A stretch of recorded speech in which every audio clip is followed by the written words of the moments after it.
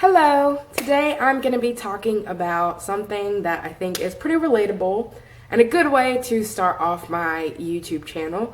I'm going to be talking about things that my parents taught me that I plan to teach my children, and things that my parents did that I don't necessarily want to pass on to my parenting ways.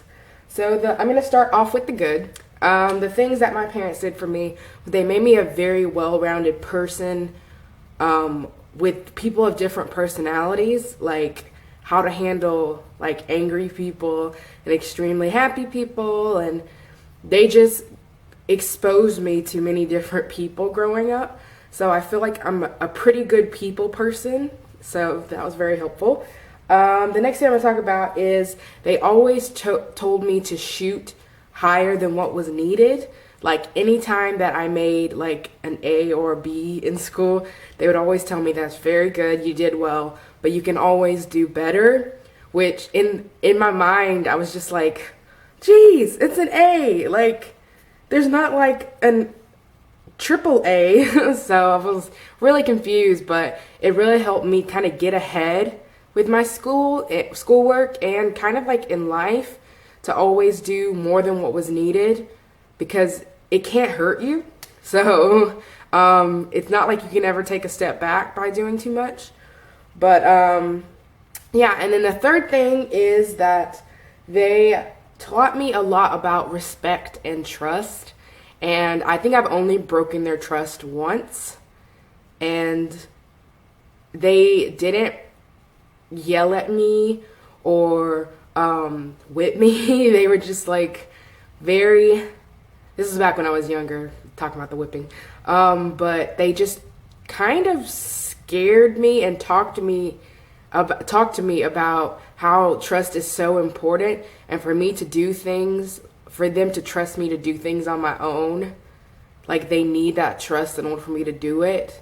Like they didn't want to keep me from doing things. They would feel comfortable, I would feel more comfortable, and I would get to do things more if we had that trust. And they say it's kind of like a respect thing too, because at first I was like kind of like, what's the big deal, you know?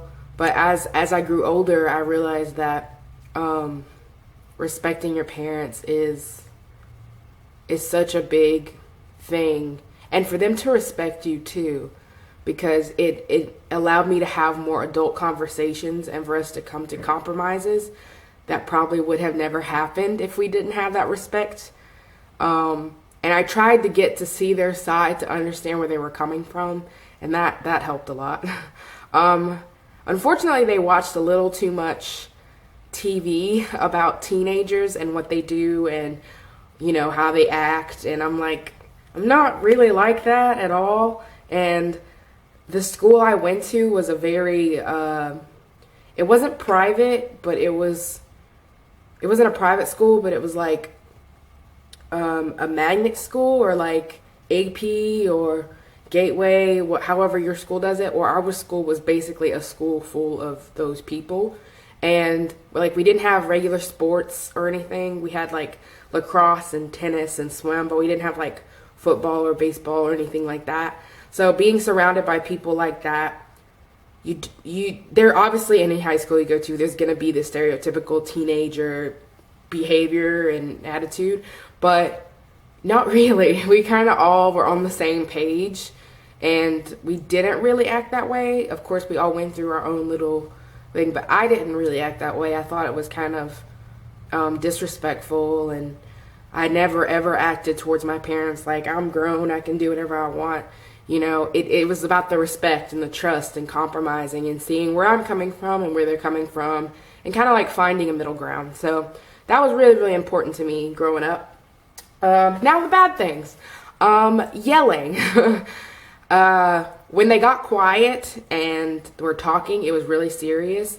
But when they yell, they yell over little and big things. So it made it kind of confusing to know when have I really messed up and when it was like you left a fork in the sink and you're supposed to put it in the dishwasher.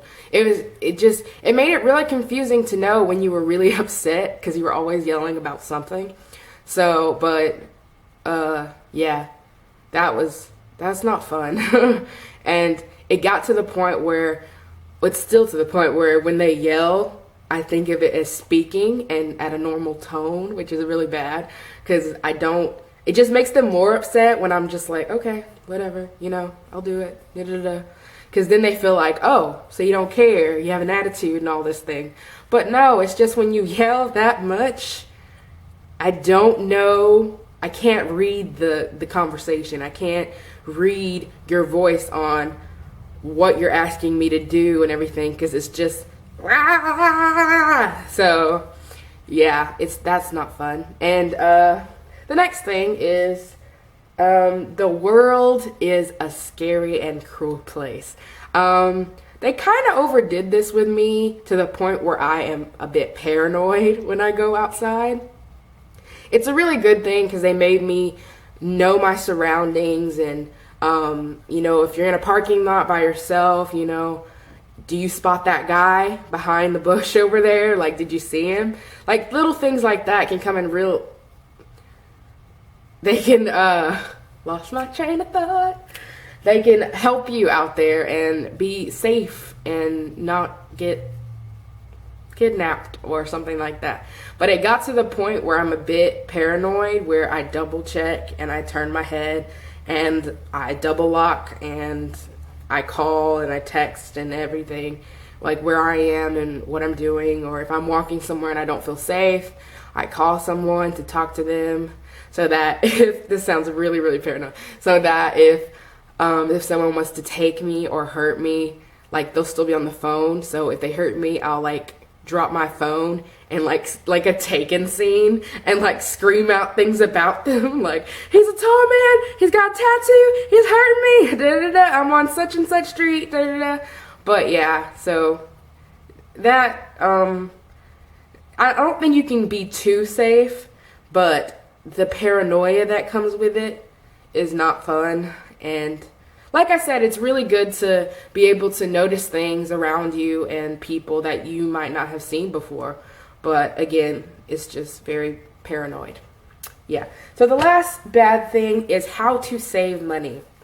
Now, I'm pretty sure some of you guys maybe got an allowance or something of that sort, or your parents like made you save your Christmas or your birthday money. My parents never really did that. They were just like, it's your money, save it, buy things, whatever you want to do with it, which was really fun at the time. But now I don't really have a dime to my name, and I get a pretty small paycheck, so and it mainly goes to gas. So I find it really hard to what money I have left over to save it and not spend it on things that I want.